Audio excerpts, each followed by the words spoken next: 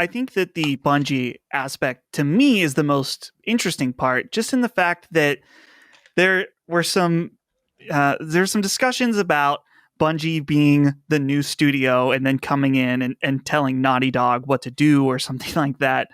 And to me, and this is all my speculation from here on out, is that Naughty Dog is known for being a team of perfectionists, and they take a long time to make content.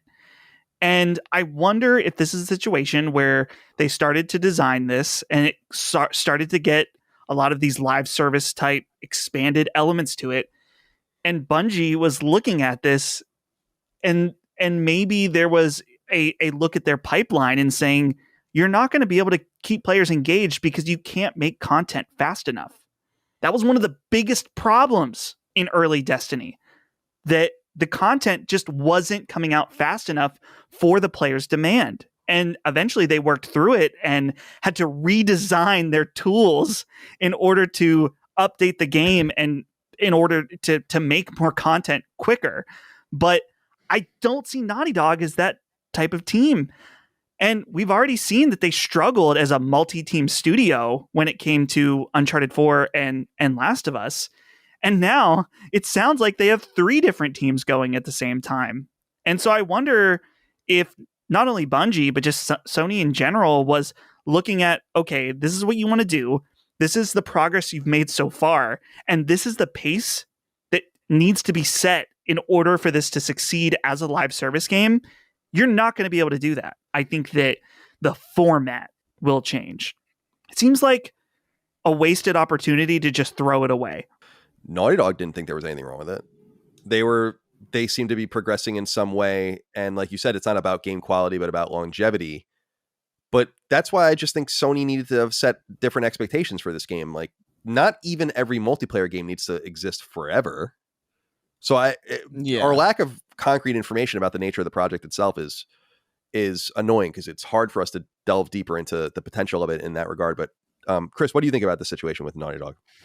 I mean, I think what's most fascinating about this is the clear stock that Sony puts in Bungie and the esteem that they hold them in, that they're willing to have Bungie look at a Naughty Dog game and essentially kind of decide to put the kibosh on it just from their evaluation. That speaks to that really speaks loudly to how much Sony values Bungie. Look, live service development's way different. I've listened to a lot of different talks that some people at Bungie have given, and they talk specifically a lot about how the entire way that they structure their studio needed to change to fit the model of a live service game. Like, because traditional game development, like the way that you traditionally spend a lot of time on something, release it once, and then move on to the next thing, did not work.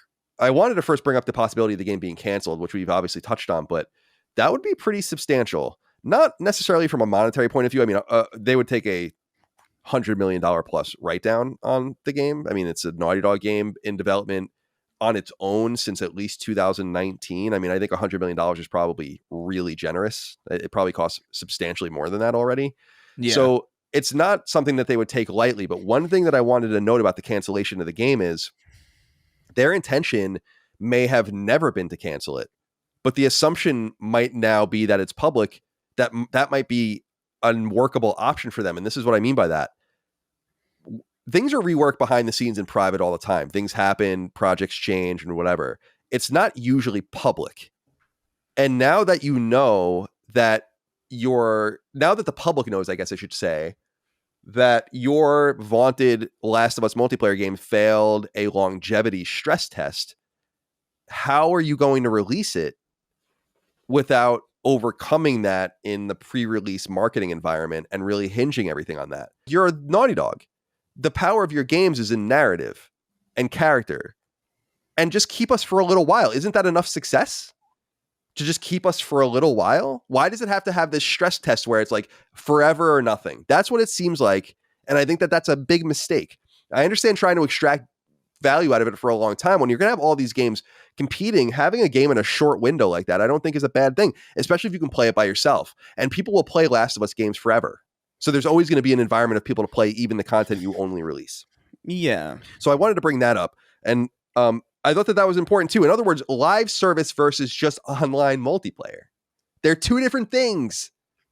So I say that because you assemble people that make games, specific kind of games. Guerrilla experienced this with Horizon when they lost some of the Killzone people. People that want to make first-person shooters didn't want to stay there anymore. I say this because another Bloomberg article came out. I don't know if you guys saw it, about Redfall. But one of the interesting things about Redfall and the mismanagement of that game is that no one at Arcane wanted to make it. And by the time it came out, 7 out of 10 people that made Prey were gone. So not only did they release a dud, but they lost all of the soul of the studio that made the games. This is very important. There's no doubt that we've gone really hard at Xbox for mismanaging their studios, which they have. And Redfall is just another example of that. But you can't ignore when it's happening in another camp too. And Naughty Dog wasting so much time and resources on something that may not come out, and like I established, may not be able to come out in an optically fair way now because of the leaks, is that's a bad call. We haven't had a proper like multiplayer game as in its holistic sense, in the sense of like the late 2000s or like early 2010s, in the sense that like here's a single player game, or here's like a multiplayer suite and that's it. Like the original Titanfall, I think, where it's just like just pure multiplayer and it's not really a live service. We haven't had one of those in a very, very long time, or at least nothing that's particularly big. The big thing is live service, and the thing, especially with Sony, as they're trying to compete in this space, is that they understand how much money is on the table with live service. Like when Fortnite makes billions of dollars, that's you can't ignore that. And when you have a model that exists that you can kind of like, all right, you have an IP like The Last of Us, and you have a multiplayer that people enjoy. It's like, okay, well, how do we, like, we could make something that succeeds sort of, but it's going to fall off and die like pretty quick. Especially with all the live service games that already exist that will make new promises for new content that will suck people away from those multiplayer experiences that don't change. I find a lot of comfort in those multiplayer experiences that don't change. I still play the Master Chief Collection specifically because of that. It's like, oh my God, it's the same game that I played in 2007 and it's awesome still. But, you know, there is something to be said where it's like, you know, oh, Naughty Bear's coming to Dead by Daylight. What's that? And then you go over there. And then when you come back to factions and nothing changes, because that's undoubtedly the plan. Like they probably planned it in a very, very old school way where they're like, here's factions, bye. Or like, here's a narrative maybe that goes along with it. But aside from that, it's really, really bog standard late 2010s kind of multiplayer stuff. The stuff that they know how to do well, by the way. I could see why, although that game might be fun, why it wouldn't necessarily be worth the amount of money that it took to make it to then put it out only to have it die on the vine.